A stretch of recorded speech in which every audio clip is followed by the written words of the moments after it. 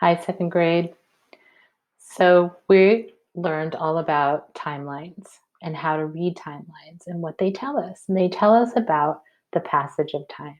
What happened before, what happened after that, and how we get up to current times. So let's look at Manhattan. This is Manhattan now. And we learned about in the last lesson the first inhabitants of New York City. This is what Manhattan looked like then. Really different.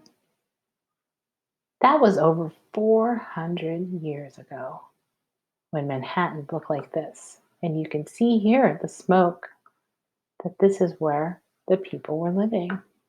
Do you remember who those people were?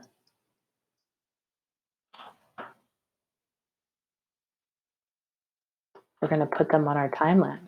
The first inhabitants, that means the first people to live in New York City,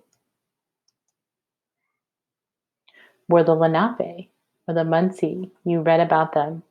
You read about what kind of homes they had, their clothing, what kind of ways that they got their food. And here's a really nice picture showing you that. And maybe you drew some pictures yourself. Well, in 1609, the island of Manhattan still looked like what was in the picture of the forests and the marshlands. And again, that was over 400 years ago. And then we just learned that Henry Hudson took a voyage to New York City in that time. And that's when some of the first Europeans came to New York City.